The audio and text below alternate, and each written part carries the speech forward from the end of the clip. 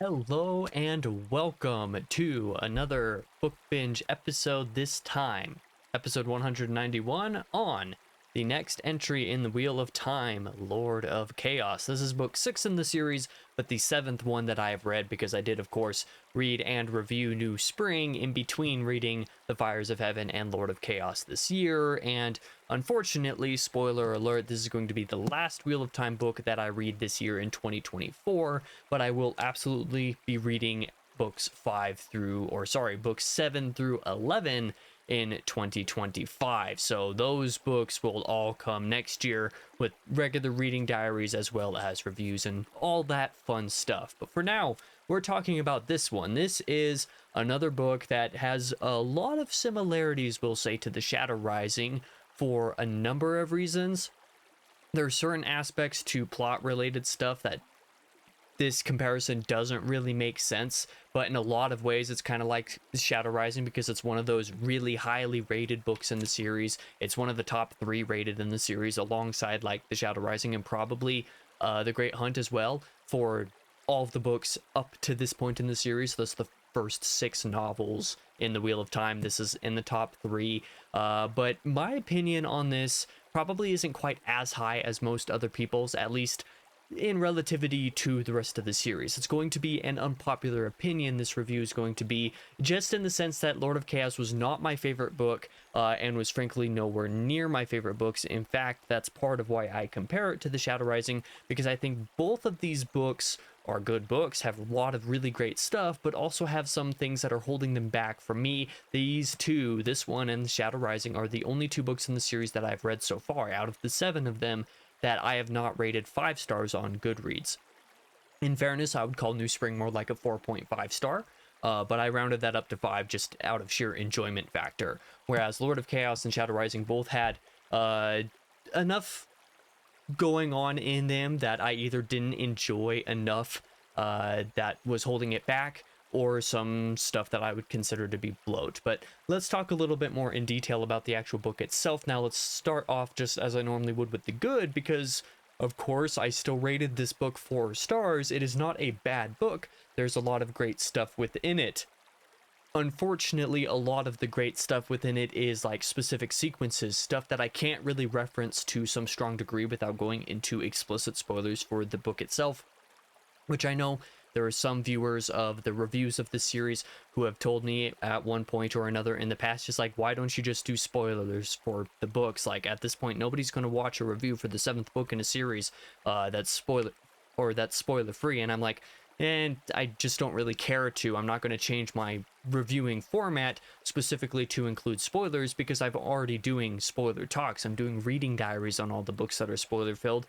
If you want the detailed spoiler filled thoughts on any of the books in the series so far that I've read, those exist on the channel. I want the reviews to be a little bit different. So a lot of the great moments in Lord of Chaos that I really enjoyed, that I thought are really great, that are really worth reading the book for, are stuff having to do with Rand. This book is very Rand heavy. In that way, it is very similar to The Great Hunt, actually, where there's actually not a lot of material from other POVs, and the material that is from other POVs is largely supplemental, with the exception of like one major thing in another plot line that is not quite as supplemental, that is really major. But generally speaking, a lot of the book just focuses on Rand, and more specifically with the element that we kind of got introduced to with Luz Theron, the previous Dragon Reborn in The Fires of Heaven.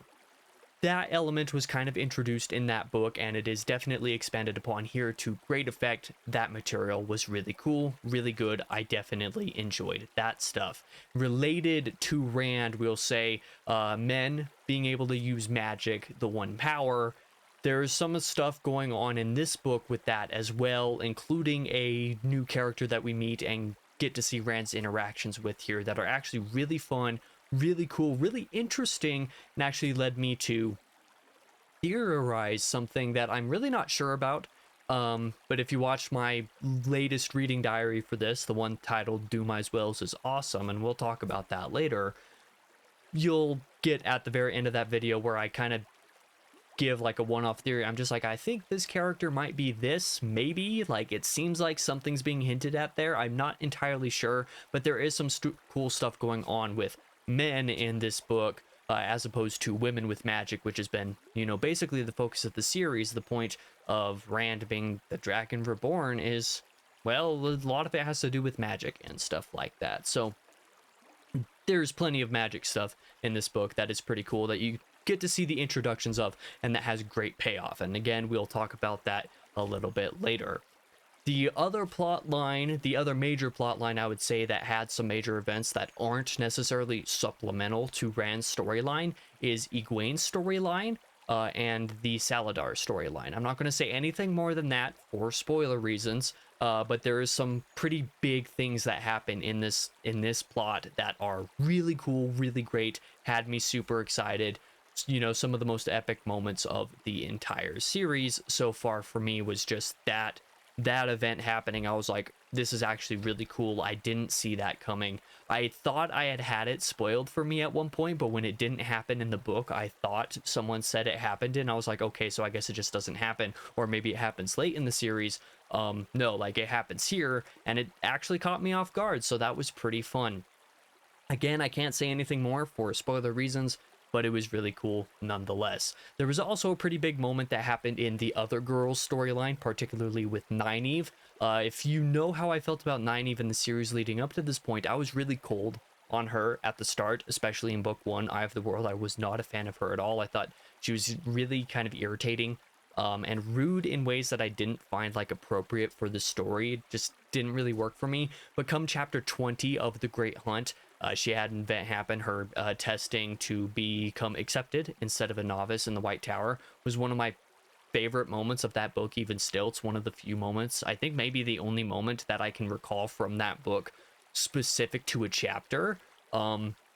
Very cool moment. I love that chapter, and that basically turned my entire opinion around on Nynaeve, and my opinion on her is basically only heightened from The Great Hunt through till now. She's one of my favorite characters already, and that's despite the fact that most people like kind of dislike her more and more until book 5, and then they start to get more high on her, and that basically increases to the end of the series. So if I've basically more or less been increasing or staying level with how I feel about Nynaeve at this point, all the way since The Great Hunt, I feel like going through the end of the series, she's going to be definitely contender for absolute favorite character.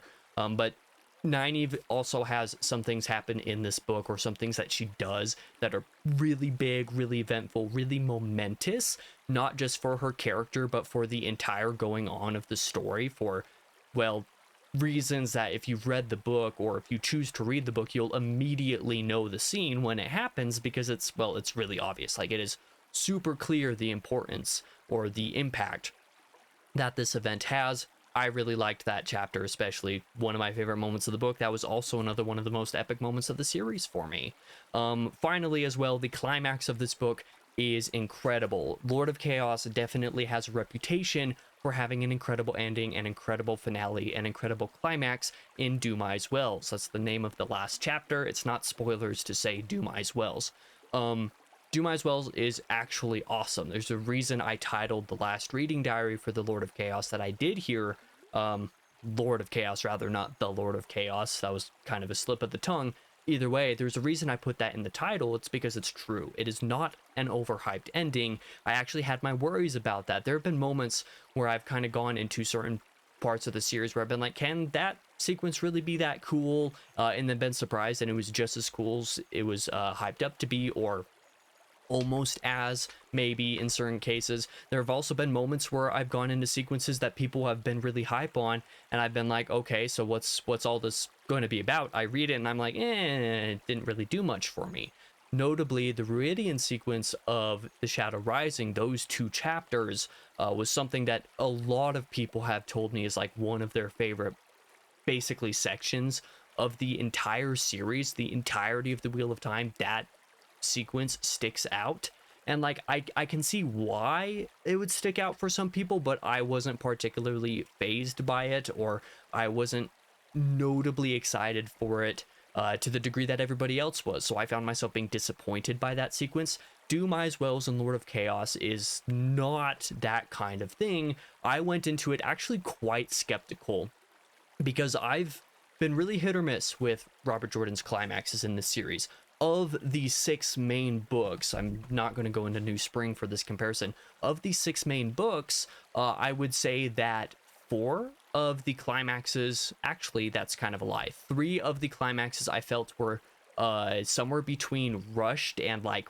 really rough. So like somewhere where like I get what was being gone for, but not the best execution. That would be something like The Great Hunt. You have something that's like, I see what you were doing. Maybe not all of it makes sense, but it was still cool nonetheless. That would be like The Eye of the World. And then there would be one that I was just like, I just really wasn't into the climax of The Shadow Rising either. That one just was super, super rushed. I feel like that needed like at least twice the page time to really come into itself the way that I personally wanted to, or the way that I was looking forward to it. And so when it didn't, it was just kind of I found myself let down by it.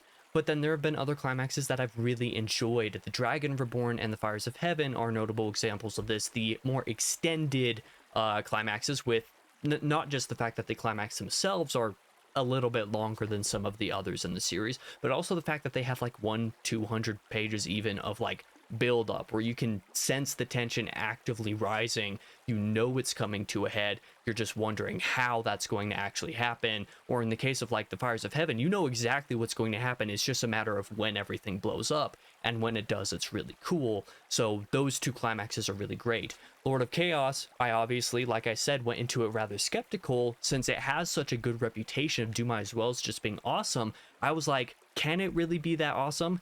It was that awesome, and I was really glad for it. Very cool chapter, very epic chapter, very eventful stuff, even though there were some pacing issues leading up to the climax. The last few chapters of Lord of Chaos were very momentous, very good. I really enjoyed them, and they basically turned around kind of some of rougher feelings that I had regarding the book. Another thing is regarding the pacing, since I kind of mentioned that, is I would say the first third of Lord of Chaos, specifically right around the first third, approximately what you might call, say, the first act or something along those lines, is arguably the best setup in any of the Wheel of Time books so far. So that is something that was going for it. But unfortunately, I would say that momentum didn't entirely hold up for me. This is where we'll move into the bad of Lord of Chaos. Some of the things that didn't work quite as well for me. So the main thing is Lord of Chaos being kind of like The Shadow Rising, one of the 2 longest books in the series. In fact, these 2 books are within a few thousand words, or, you know, not that far apart in word count compared to all of the rest of the books, kind of, you know, have a range. These 2 are basically the same length. This is the first time I would say I felt like the actual book itself was bloated. Shadow Rising I kind of struggled with at times because I think I read it a little bit slower than I should have been relative to its length, and that kind of caused some pacing issues for me, but that I don't necessarily think were problems of the book itself.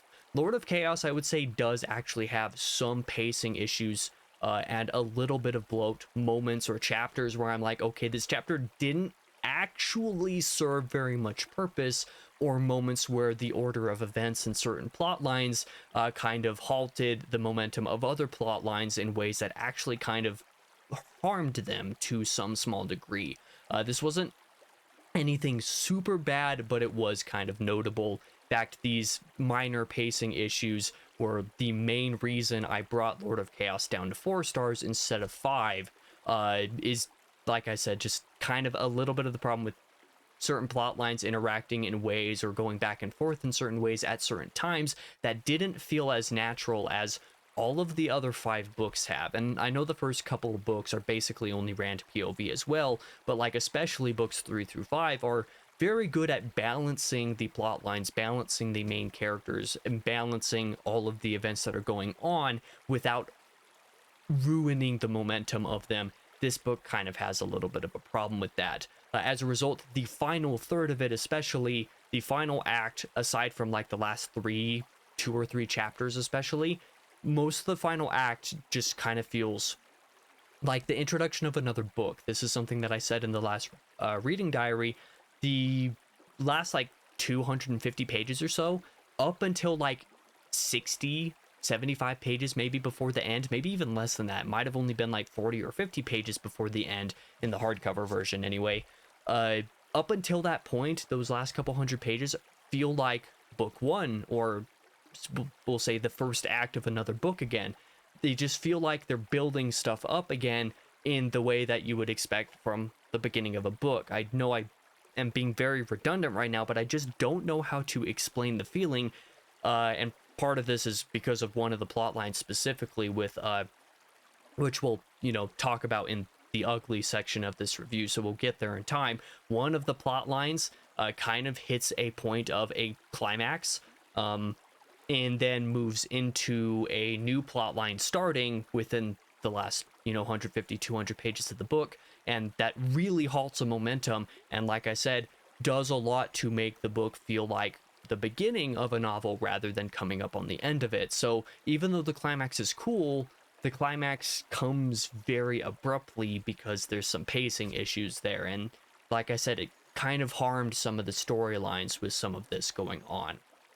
I would also say my other major complaint of Lord of Chaos is similar to the main thing that I disliked about the Shadow Rising, is Perrin and Zareen, and you guys watching will know Zareen as Fail. I just kind of refuse to call her that because I like the name Zareen better, but her character does not like the name Zareen better, so I'm using it despite her in my imagination. I'm very petty that way. It's because she's kind of a useless character. Now, whether you want to call her a bad character or not is up for debate. I've had this debate with people many times. To me, I would say she's a bad character, but worse than being a bad character or a very unlikable character at best, she's useless. She has not been in any scene of the series so far that I would say she has actively improved because of existing. If you just completely deleted her from the story, you would either have scenes that are way better, especially with Perrin, or there would be no change to those scenes. They would change not at all except for maybe a few lines, and they would actually almost entirely all be better if she just didn't exist. I know Jarok, probably watching this video, is going to say that I'm salty about Zareen, and it's true. I'm not going to deny that. The problem is that she actually brings the experience down because of just how useless of a character she is when she's not just being outright horrible. Unfortunately, that is a little bit of the case with Lord of Chaos. It's not nearly as bad as The Shadow Rising for me, where reading The Shadow Rising, there was a point where I actively considered DNFing the book because I was like, I don't know if I can take an entire series of this relationship. If this is how it gets and it gets worse, I'm already upset enough about this relationship that maybe it's not worth continuing. Of course, I continued anyway. I'm trying to shift my mindset so that it doesn't bother me as much. But the scenes that she was in here just weren't great and were largely useless. In fact, I would say that if you deleted Zareen entirely from this book, and even Perrin, aside from the climax, you could even delete Perrin and this book would be no different. And that is because Robert Jordan once again completely forgot these characters existed. Of course, they were not in the Fires of Heaven at all. Zilch, nada, 0 pages, zero, like maybe one mention. I think Perrin had one mention in the Fires of Heaven, offhand from Rand's POV. I might be wrong on the specifics there, but I'm pretty sure that's the case. Lord of Chaos has a little bit, like maybe 10 pages or less or something in the prologue from Zareen's POV, which actually wasn't bad, mind you. That POV in the prologue wasn't that bad. It was kind of interesting in its own way. And then you proceed to have like 3/4 of the book, maybe 80% of the book, where Perrin and Zareen just continue to not exist. Where Robert just completely forgot that these characters existed again. And to some degree, I wonder if it would have been better if, like, I don't know, if Zareen died at the end of The Shadow Rising, then you could have Perrin be in this book and not have the drawbacks to it, especially since those last couple chapters, like I said, where those are the only part where you couldn't just remove Perrin from and have, a book that's less annoying, for example. Those chapters don't actually have Zareen in them, and Perrin is cool because Robert Jordan reverts him back to where he was in The Dragon Reborn when he was by himself, or mostly by himself for most of the book, where Zareen wasn't hooked into him enough to actually be a problem, and that was cool. I liked that. The problem is that Zareen exists, so it's just kind of unfortunate. I know I've harped on this point before. I know I've harped on it probably a little bit longer than I needed to in this book, but the scenes that these characters exist in near the end, just not really my thing. I'm not really enjoying them, and I know that they get worse. In fact, there was one scene in particular with another character included where I hear it gets way worse with that plot line in a couple of books, and I hope that it's not going to bother me too much in the future, but it's just the case that this plot going on, there's this tension, you could say, between Perrin and Zareen just feels really forced and manufactured, and I feel like it is that way because Robert Jordan just forgot that Perrin existed and then didn't have anything for him to do, so he just has to have him on page with Zareen, and it's not my favorite thing in the world. As for the ugly, the thing that I referenced several minutes ago at this point, the infamous Bull plotline has begun. This is what I was referencing with the last couple hundred pages, feeling like a sort of standstill and then coming to the introduction of a book rather than being nearing the climax of a book. It is because the storylines with the major POV girls in this series, that would be like Egwene and Elaine and Nynaeve, there's a sort of climactic sequence that happens in the Lord of Chaos with this plot line that is great. Amazing stuff. I've said that both Nynaeve and Egwene especially have really cool moments in this book. Shortly after Egwene's really cool moment, you have a sort of shift in the focus for the POV of Elaine and Nynaeve.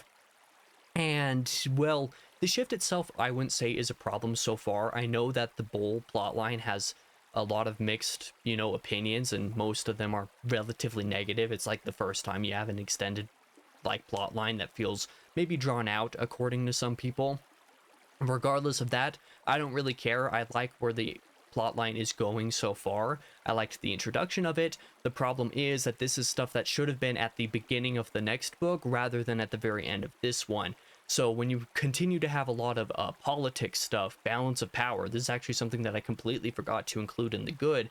The politics and the balance of power in the Lord of Chaos is really cool. A lot of it has to deal with Rand, because Rand is basically the main character of the book. Well, I mean, he is, but he has probably 65 or 70% of the page time in this book.